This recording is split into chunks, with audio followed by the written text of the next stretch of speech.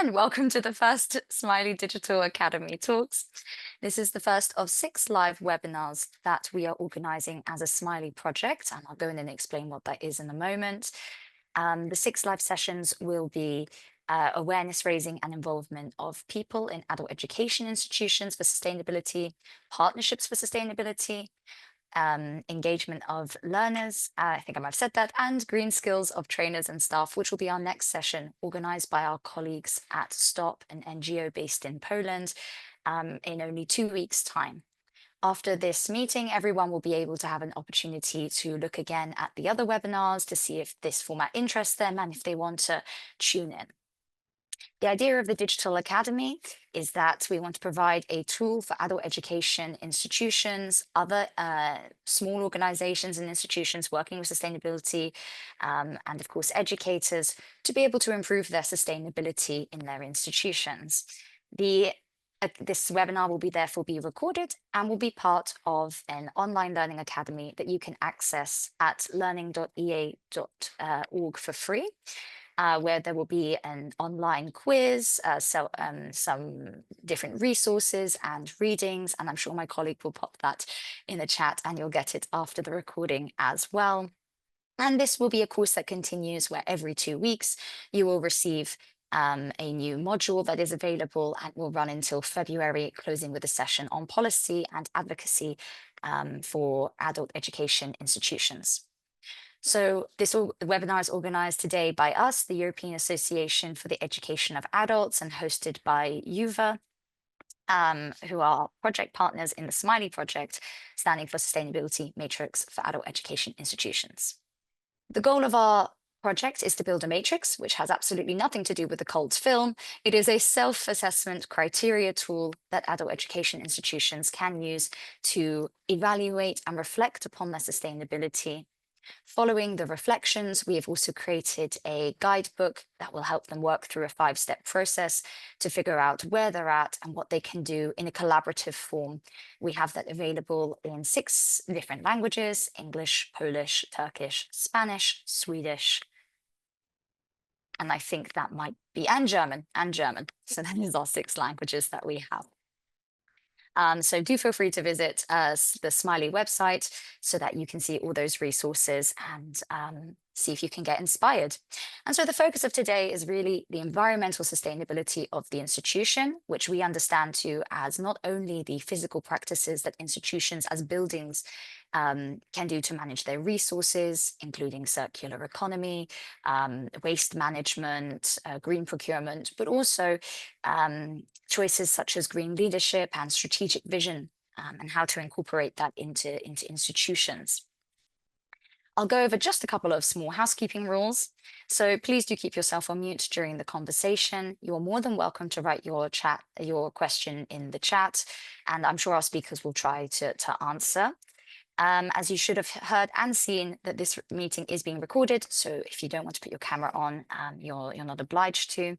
I will end this meeting perfectly at 12:59, as our speakers are very important people, and as are you, and have very important things to do. So this will be ending perfectly on time.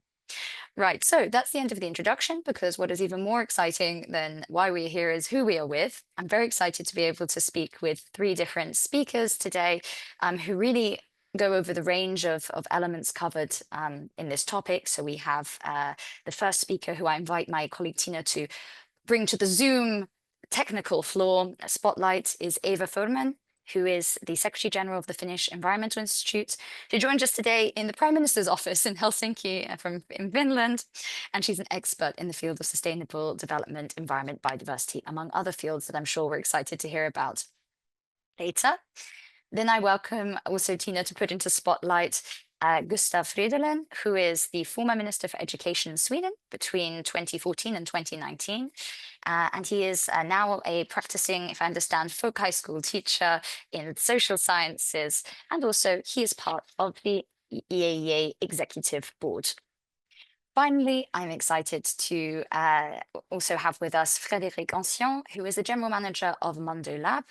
Mondo Lab is an organization that runs the offices where actually EAEA are based. It's a company that works with eco-designed and eco-conceptualized buildings and with a focus on social enterprise workspaces in Belgium. And he joins us from his office in Belgium, so practically across the street from us.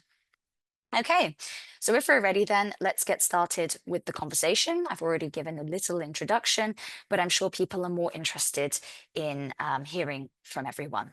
So perhaps Eva, you would like to start.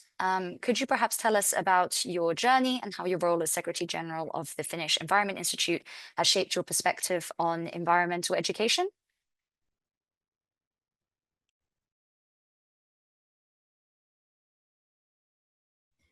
So now you can hear me.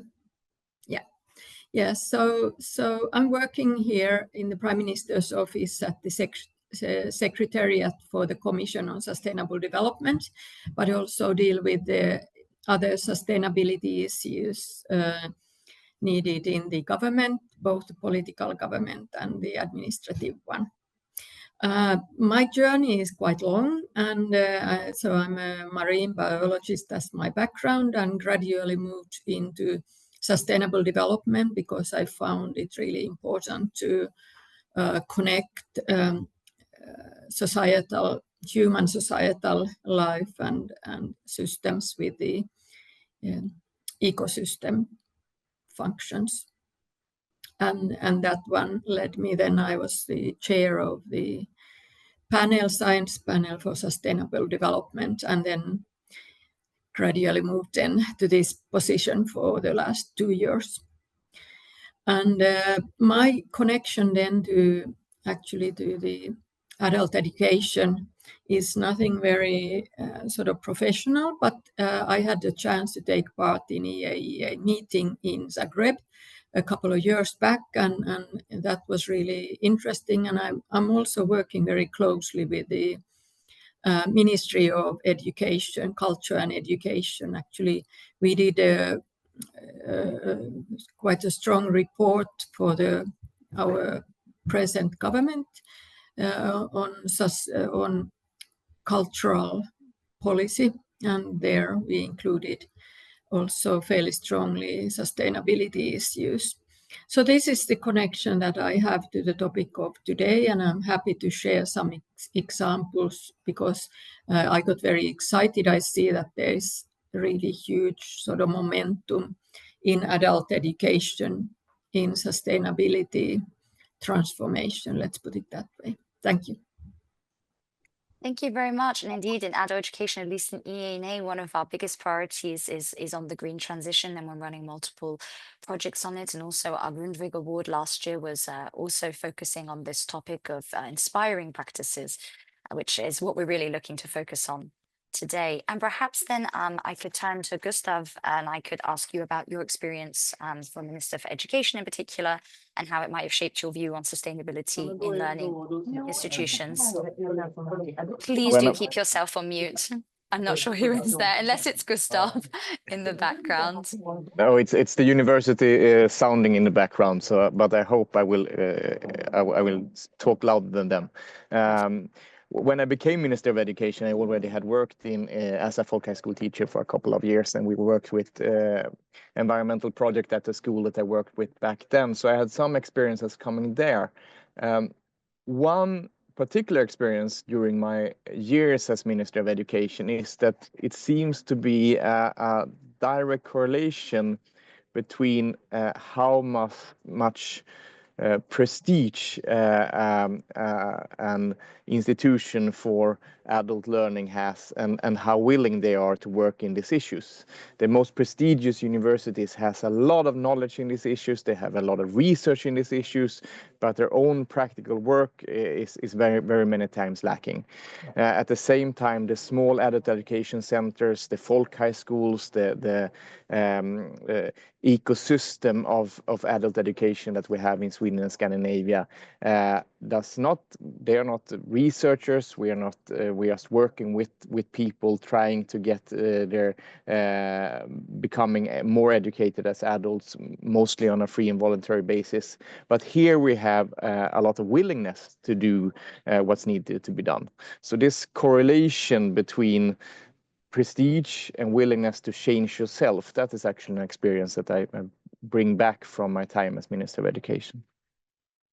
That's really interesting. Actually gives me a perfect bridge to Frederic, because of course the Mondo organization really has a certain link between smaller social organizations and sort of this eco-conceptualized building. Perhaps you could introduce yourself and what the work, explain to those who are outside of Brussels and Belgium what Mondo Lab is and who it's for.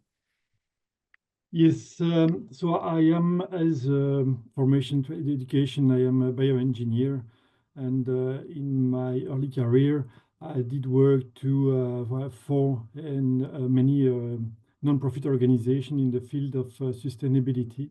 And at some point, I was facilitator for different NGOs who wanted to build a kind of a house of organizations in Brussels. And one of the main demand they had was to build sustainable buildings and to be themselves in buildings that would reflect their view of the society, the sustainability. So in the meantime, we have built in the last 15 years 6 office and meeting centers in Belgium, hosting about 220 different organizations, some of them in the field of education, by the way. And so those are places made for and by the tenants, because it is their initiatives. And so we try to respond to their request of how we approach sustainability in the buildings and in the communities we manage. Fantastic, really interesting. What's coming through from all three is that the experience is really about this connection between society, the organization, and also individual actions for sustainability. And maybe then I would take the opportunity to turn back to Eva and ask, that you talked that one of the things you noticed was the importance of the human aspect in ecosystems and society. What do you think that, what is the importance for you of individual actions to combat climate change versus a systemic change, and the role of governments that should play in this? Well, I would say if we take a bit historical approach to this, so it was very much based on this individual element that everyone needs to work and that's it. And then came the understanding that it's actually not the individuals as such, it's actually the systems that are providing us in the societies the well-being that need to change.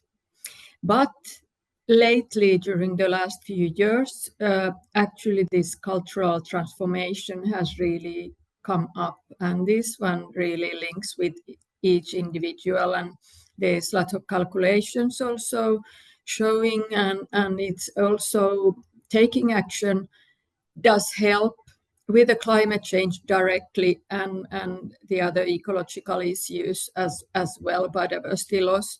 But it also is a way to empower people and somehow stay operational in the society as individuals, as citizens. So today, how it's seen is that we really need an interplay of the systems with the individuals, which means that the systems change has to take into account the individuals and the people and the culture. And then vice versa, it is extremely important that when individuals are doing their choices, they do understand that it is part of a far bigger context where we are moving. And so it is really important that we have the double connection. And I would like to still to finish that it's extremely important that we also somehow keep record if we are going to the right direction or not with our individual, or let's say more collective action, because we can also get very excited and do things that are turning to the wrong direction. But seriously, even though there wouldn't be any action, not talking about the negative, but if there is only weak action, it is still very good for human mental situation and ability to be active in the society, at work, at studies, and with their family and friends.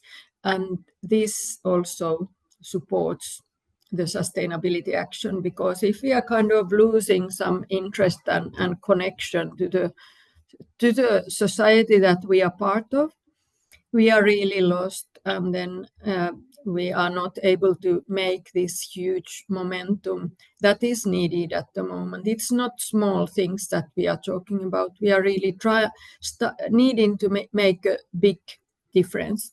And this is not something that every individual needs to do, a big thing. But together, we need to do a huge change in our society. So if I understand what you're saying is that, we all need to take some responsibility, of course, for our actions, but also we're not just doing this for ourselves, we're doing this to be mentally part of a community and to have this joint response. Yeah, and even the world community. Of The course. global community, but it is really starting from your own community, from the house where you are living, the people that you share your house, the small village or the city, your country, your region, and so forth. But it's also connected that we are all together, and it's not only a question when we are talking who is not only individuals, and not only certain kind of individuals, but it's also other living creatures that we are jointly connected, and we are all together in a way making harm and making also progress. Thank you. But then maybe if we look at one microcosm of sort of society and community, which is the classroom, and perhaps I turn to Gustav here in your experience as being a teacher, I'm sort of wondering how it is, what your time back in the classroom has taught you about what the current state of, in Sweden, teachers teaching about the green transition and student engagement is in that field. I think it's very different from different parts of the educational system. As I said, we have some universities that are doing a lot of things, but we have also universities where there is a reluctance from doing things, and a feeling that what we should do is research, not engage our students. I have this story from my former colleague. She used to be the Minister of Environment of Sweden, but when she started doing work at her university as a student, they had this environmental group, and they send out a questionnaire for all the departments of the university of what they are doing to engage their students in environmental issues. And from one of the departments, they got it back, not with answers to the questions, but with marking of how they should have written the questions differently, because that was the feeling of that particular department, that was their role, just to correct the students, not actually engage the students. And I think that is living still in some parts. But then on the other hand, we have, as I said, the adult education, where you have a lot of works being done, both in study circles and in folk high schools. We have some good example of that I hope to mention later on. And of course, we have the youth school, if you look at the whole educational system. And in youth school, you also have a lot of development that has been done during the last decades, but you today are fighting the problem of lack of resources. And that is a coin with two sides. On the one hand, you can't blame lack of resources for not doing what should be done. You can engage pupils, students, adult learners with very little resources. But on the other hand, you know that the relations that are so important for engaging people, for making people see new realities, for actually making people do things different. Those relations, they take time. And if you don't have the right resources in a school or in a university or in an adult education center, a folk high school, then you don't have the time to build that relation. So then you'd only do what is needed to be done to get the right merits. It's very interesting, and what I took from that was the lack of resources and reluctance, perhaps frequently cited or seen challenges. And maybe I want to ask, you said you had good practices, and we don't need to wait for later. We can ask now, what kind of good practices do you have to overcome these challenges, or that you've seen in your work? Sorry, that is everything from engaged teachers, that specifically engaged teachers that with what they should have done anyway, make sure that they ask the right questions that make people actually be able to imagine a society that works with a different logic than the logic that we have today, or to actually work with outdoor pedagogics in a whole different way than you have done before. To for example, the Swedish project that had been partnered to SMALEI, the Lokala Folkhögskolan, that is working with and working to do whole new courses and classes and curricula to engage the local community in the crafts that you need for building a sustainable society. So it's the whole range of doing what you've always done, but doing it in a new way, to actually doing the new things that needs to be done. Absolutely, and Glocala is a very good example. I see here today August in the webinar. Always lovely to see him representing for the school and the curriculum. I know that they've introduced some very interesting work, as you said. Perhaps then, if we're looking on the positive edge for good practices, we can turn to Frederic. And I know that what Gustav was saying was, again, that there's this reluctance, or maybe there's a lack of resources. Could you maybe tell us what kind of innovative practices Mondo is doing in terms of environmental sustainability, and how you might have overcome some of the challenges of resources, particularly with being an enterprise? Well, in the field of the sustainability of our buildings, there are really two different aspects. There is the conception and there is the management of the buildings, and both aspects are very important.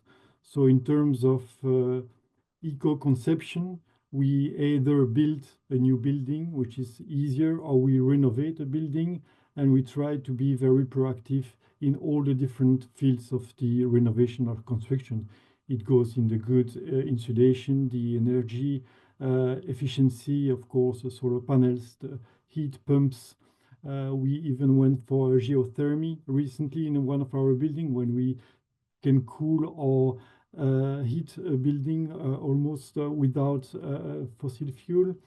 There is then the circular construction, where we have become quite known for how far we can go in reclaimed materials.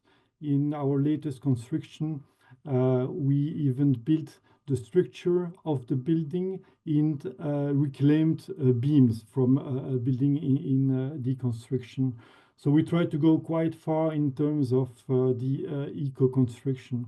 But then after that, we also do all what we can in terms of the management.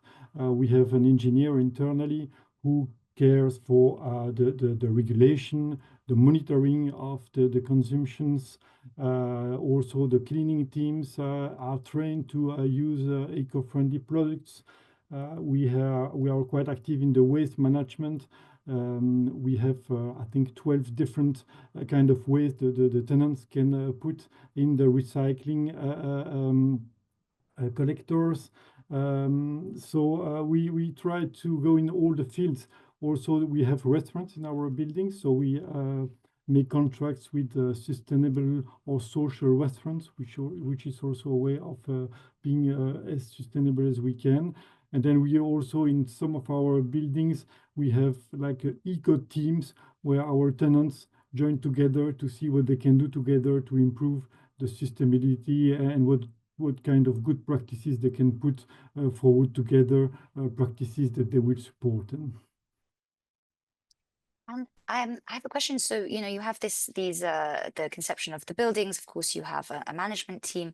But to what extent do you think that all of your staff are behind this strategy, and how do you get them involved to sort of get behind and support your vision? Well, for some of them, it's very easy because they came to us because they know that we are driven by the sustainability. For others, it is not the case from the beginning. So we try to get them on board by different ways. It is also the team as a whole who try to motivate the people who are not familiar with those topics. We also send them to some trainings. We try to communicate through our different communication, the annual report. So this is really a process that can take some time, but to get everyone on the same with the same views. Some of them will be more engaged than others, but all of them know that this is one of the drivers of the company. Of course, this building of a common vision also, I mean, perhaps anyone can jump in and tell me I'm wrong, might have to necessitate one particular climate leader or manager or someone who has this strong vision. Perhaps I turn to Eva and I ask, what do you think makes a good climate leader or manager in your experience? And do you have any good examples of that? A good leader. Yeah, well, I think one really important issue is that you use empathy both ways. And we have been talking lately in the Finnish Commission for Sustainable Development about the role of empathy when you are working with students, or even when you're dealing both with the management teaching and the buildings. It's really important. And when I say it's both ways, it means that you actually show your own feelings. Of course, you are an expert. You need to do it to a certain extent and stay as a leader. But then on the other hand, you also need to show them. And then the other thing is that you somehow raise the emotions in the other people that you are talking to. So I think that is really important. And so when talking about as a leader, not only as humans, but as institutions. So I have a very good case in Finland about that for adult education. And it's more like informal education or informal learning. It is a house that's called a House of Research and Hope, and it totally builds on sustainability. It's a house where you have a nice cafe.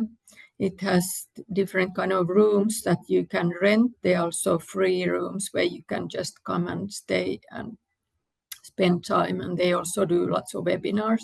But everything is like critical, but in a positive sense, and in a way of looking forward and not looking backwards, and looking forward with a kind of positive sort of way where you can really see some opportunities. The house is called Puistokatu 4. It's called Puistokatu 4. I can give you it in the chat. And they have their website. I think my colleague might have shared that for you already just now, the link. Yeah, exactly. So I find that really interesting. They have lots of different kind of debates there, and it's in the middle of the city, so all kinds of people can come there. And it doesn't exclude anyone. And I would say that we are often, when we are talking about fairness and who is allowed to act, we are talking about those that belong to the poorest or to the middle class, and we see that they are suffering. And kind of that is true, that there are groups in these parts of society that needs more encouragement, or maybe also that we give a voice to them, that they are not able to give the voice themselves. But it's I think also unfair to leave out also those from the wealthy part of the society who wants to make a difference. Of course, not all want. It's good for business, for example, to certain kind of business, and also for countries not to move forward too fast, because our societies totally rely on unsustainability, which is absurd. But there are also those who want to make the change, and many of them are also quite angstic about this. So I think it is really important to give space for everyone, and also in particular have discussions between different groups, or then also within a group. And this Puistokatu is able to do that, and I think that was the kind of fresh thing that they did compared to what we have done earlier. That's really interesting. This idea of debate and empathy as a skill to be inclusive and really involve everyone in the green transition. And maybe I have then a question for Gustav, going back to the classroom, going back to your political days. How is it that we can both avoid an echo chamber of conversation in class, but also foster a really useful discussion based on diverse views? Perhaps it's a big question in regards to environmental sustainability. I think that one answer to that is that we need to work in two paces, where we see how what we do now is part of building the vision where we want to live.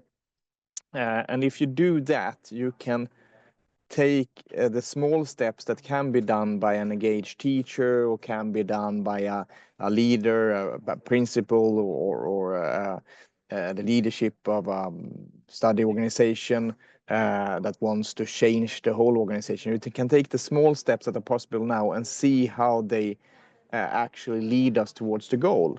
And if we do enough of that work, we will also, I believe, start to question the work that is leading us the other way around. The work that we do just because we do it in the way we always have done. And we will probably have a better possibility to also get the ones that are reluctant or bystanders with us on the field. I think the goal has to be for every organization, either it is a school working with compulsory education for children, or it is a university, or it is in the adult education sector, to make the work for a sustainable functioning world, which should be the normal kind of functioning world, part of the core of the organization.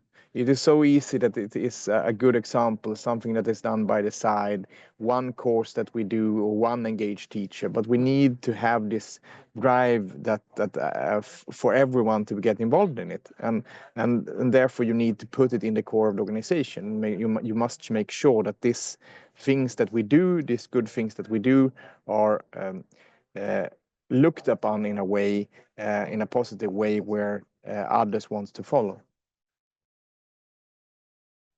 Yes, absolutely. Putting it into the core of the mission, and as you say, perhaps the state of politics as they are as of yesterday in the world are perhaps different, and show some diverse point of views. But yeah, of course, it makes a lot of sense. But that is all absolutely, and we're all waking up in a world where it's easier than ever to just give up. But in the same time, when the political level don't answer for our demands, and it doesn't, it is the right time to find your space to make the right way, the resistance in the right way. And that resistance can be, of course, party political, and it can be, of course, in one of the organizations trying to get involved in politics as we know it. But it can also be in building an alternative in the existing organizations, building an alternative in my classroom, in how we regard each other here and what we are doing here, building an alternative in a folk high school or in a study circle. And I do believe that when politics is going this way, there are so many people that wants to take part in in such of a resistance of listening to each other, a resistance of working with the issues that really does matter. So this is the time for ale, maybe rather than when the head of the commission say that now it's the year of skills and it feels like we have every support, because I think that people are getting engaged when they know that they need to do it as a part of resistance towards a society they do not want to. I really like that concept of climate change and resistance, and I saw Ava nodding her head very enthusiastically. So perhaps, Ava, do you have a comment on that, or would you like to add anything, or your experience of like a societal resistance and waking up to this phenomenon? You're on mute currently. Yeah, I was thinking, I think what Gustav said is really important, and it's not necessarily so much to do with adult education, but partly it is kind of accepting that this kind of radical movement or activism, like active citizenship or something like that, is not a negative thing, but it's a positive thing, and it's something that we are needed. And so the adult education should support that instead of kind of trying to get adults or the youth out from it. And this is like Greta Thunberg, but there are many other organizations that are now taking fairly radical steps. And so the society's reaction to that in a very negative way that don't make our lives so complicated is totally somehow it's very unfair, because they are actually trying to do what we really all should be doing, and so supporting that kind of momentum, supporting that, for example, if there is an adult education group who wants to plant some trees or build a garden to a wrong place in the city. So consider twice, is it wrong or is it right? And is there a reason why we don't allow them to do it? Actually, it's nice to have the flowers there or something like that. Actually, it is nice to build some kind of area that takes all the storm water instead of fighting against it. So it's, yeah, I think that is really important to get that kind of feeling. And I can see that in different cities, you get different kind of approaches to that some do support it and some don't. And the same in schools or universities. Some universities, Gustav have been talking a lot, some places they are really focusing on sustainability, and then you go there and they are totally talking the other direction. And then when someone talks about sustainability, they are kind of looking at their shoes. And others are again catching there and thinking about future education, or future jobs and skills. What do they need, instead of kind of just feeding the old things. So you can really see it happening in the society both ways, and finding the balance between these tensions, I think it's important. Yes, absolutely. And this idea, I just maybe wanted to ask an opinion question to Frédéric on this, because then we've sort of said, our two other speakers have said, well, resistance can be a good thing, and it's not supposed to be negative. We should consider all the positive aspects of this type of resistance.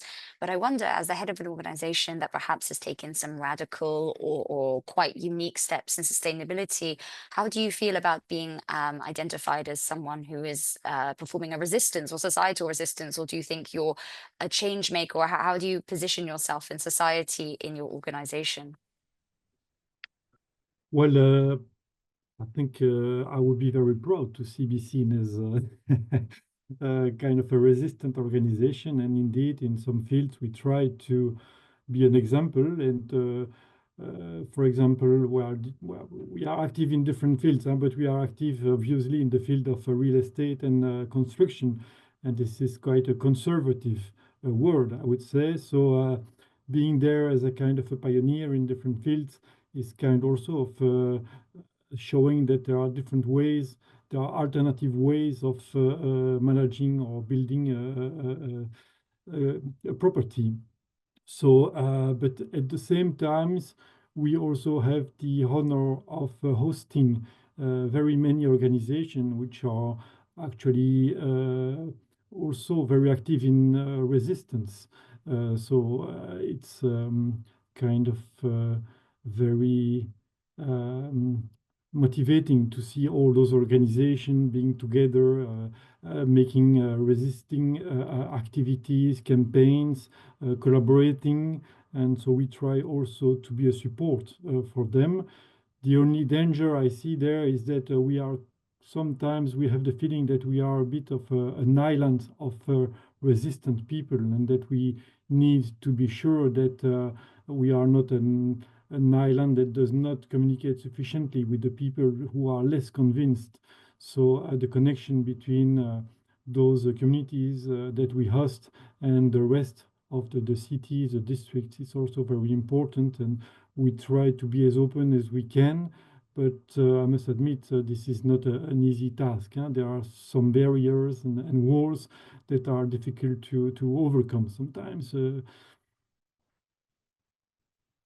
And maybe because I'm quite, based also myself in the Belgian context, it's quite a divided country. We have divisions everywhere.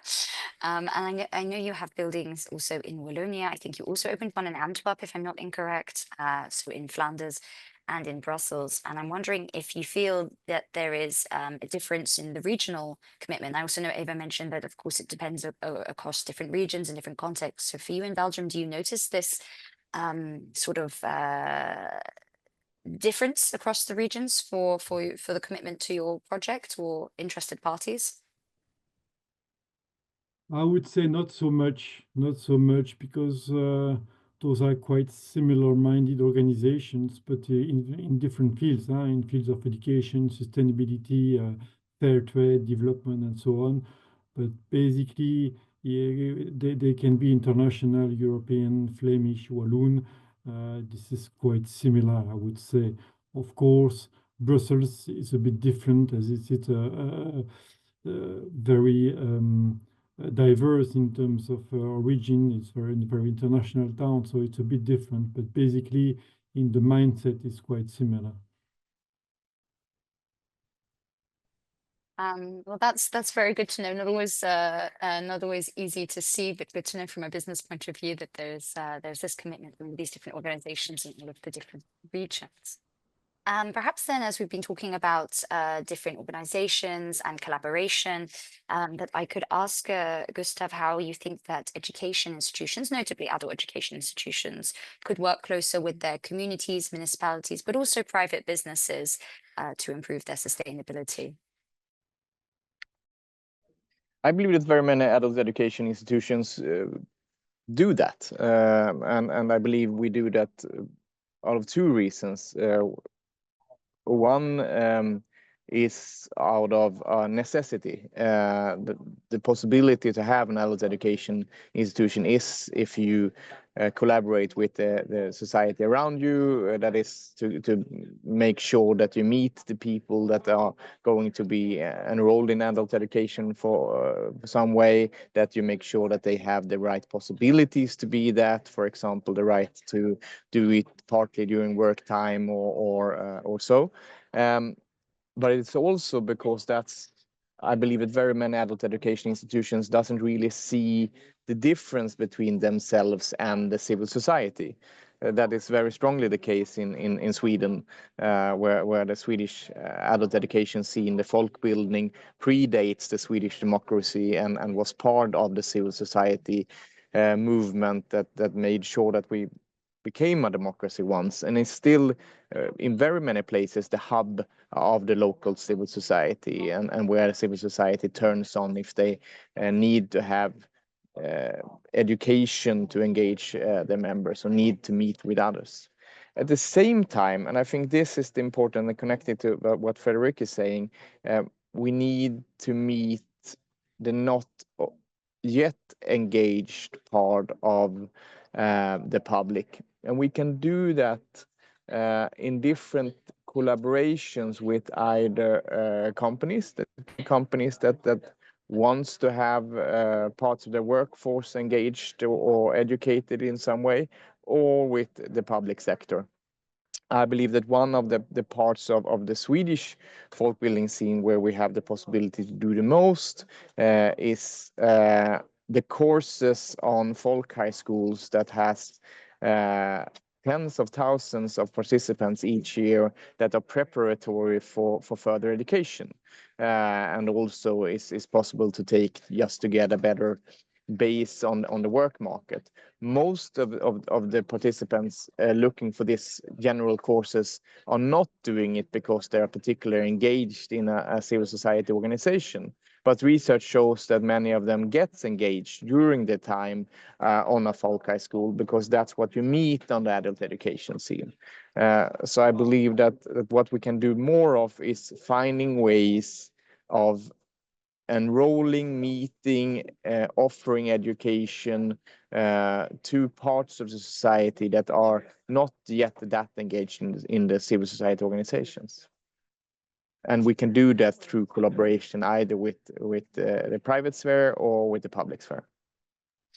That's very interesting also, because here in Brussels, when the Commission asks for calls, they talk about civil society, and often our organization representing adult education, as you say, they come into this umbrella of civil society organizations. And so I maybe wanted to ask, from an open question, honestly, how can we avoid, from a governmental point of view, only speaking with the same civil society organizations? How do we actually go and get those spheres of society who are not yet engaged in the questions of sustainability?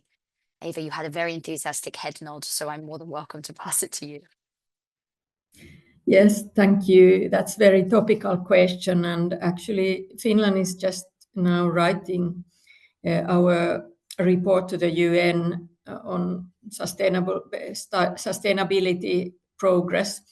And in that, you can really see the difference, because you do that reporting every 5 years. And so it's really, as you mentioned, that you usually listen to always to the same actors, and it's a problem. And I think what Gustav and Fredrik took up is extremely topical. And before I go to your real question, I would like to start by saying also that the businesses are really important.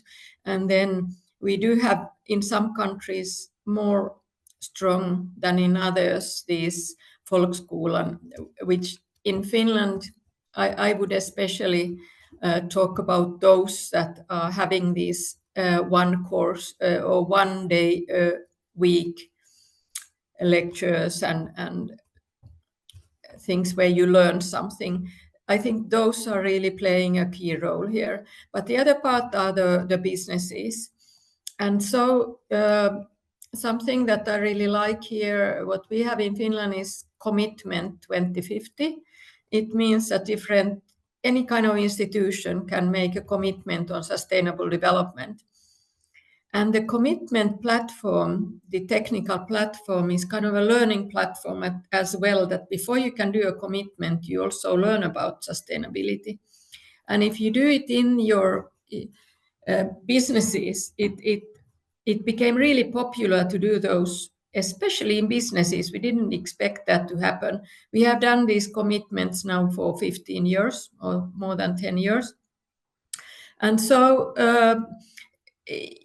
in those, if you do them so that you do it bottom up or even top down, but you engage the whole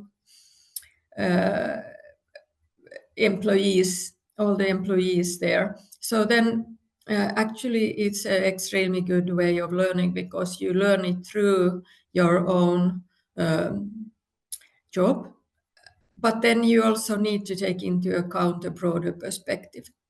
But then coming to your real question, that how you actually do find also different kind of organizations. So what we did last time, 5 years ago, when we did this reporting to the UN, we brought up the strongest NGOs and asked them to make comments on sustainable development, and that's a kind of learning process. In Finland, actually, the organizations are not very much committed to sustainable development, really surprising to me. It's of course those that are doing something specific on ecological one, but especially those social ones are not really there. So we are running kind of debates of society on different topics. And this year, because of this reporting, we are doing it on sustainable development. And so anyone, organizations, NGOs, but also universities and others can organize these dialogues. The day is 2nd of December, but you can do them in other times as well. And you can openly discuss about sustainable development. When for me, I didn't know this tool, so I didn't think it really happens.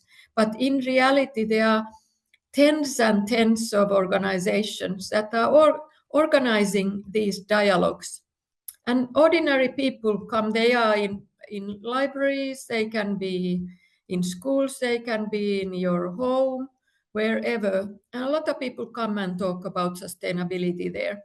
And that is in a way that you don't in a way leave anyone out. And you can go to old people's house to do it, for example. And this is the way to also engage and have a learning process of having a dialogue. I'm going to ask one short follow-up question, and then I am conscientious of the time and my promise to end at 59. So I will just ask, so these little discussions that are happening all around, are they organized then by NGOs on a voluntary basis? Okay, and it's not, there's no governmental influence or funding for this? No. Or Yeah, the system is run by actually the Ministry of Finances. But in reality, there is a website that is just open. And then it's a lot of organizations, NGOs, on social issues, on ecological issues, anything that are picking up on local level this, and they are doing it. So it can be anything. I can do it for my friends if I want. So it's for everyone. The material then, it's anonymous. It is sent to one university that is analyzing everything and putting these tens and tens of dialogues together and writing a synthesis of 2 pages of it. They use also artificial intelligence, but it's done by a research group that is doing that. And they are always doing it the same way. So. Oh, a very interesting tool. Hopefully when we send out the information on the webinar, we can send that out to have a look at. Perhaps then it is time already, even though we feel like we've just gone into the discussion, to look at our closing question, and we can hear from all of you. So the question to everyone is, what is your vision for the future of adult education in relation to environmental sustainability? Perhaps I will start with Frédéric, if you'd like to.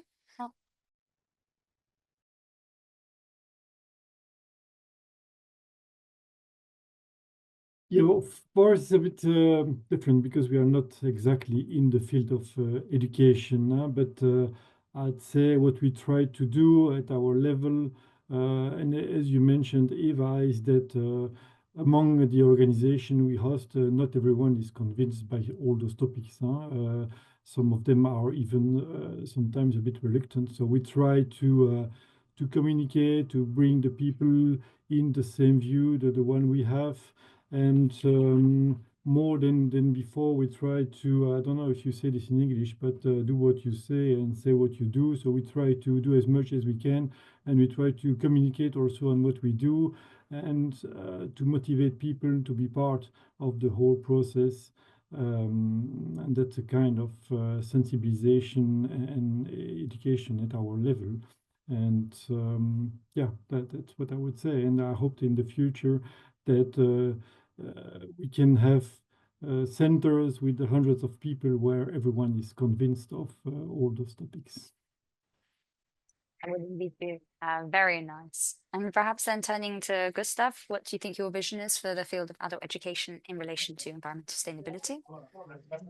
I think my vision is what very many in adult education around Europe is already doing, and that is that everyone coming to adult education for some reason. It can be for that you really need something, or it can be that you want you're sent there by someone, or it can be because you're part of a civil society organization cooperating with adult education. But for any reason, when you're there, when you are in adult education, you should learn and partly be forced to imagine a society better than the one we live in. Not just how you do a little change in this society, but actually start imagining a society run by other rules than the one that run our society today.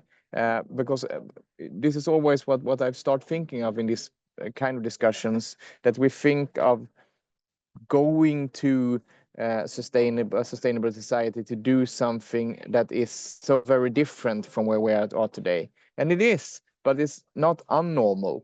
It is the society that we live in today that are unnormal. It is not normal for the human being to live in a way where we run an end of the resources of the planet and at the same time burn out each other and the relationship we have to each other. That is the society people are longing to get away from. But we can't do anything with that longing as long as we can't imagine something other and other rules running the society. And in adult education, for any reason you are there, you should start doing that imagination.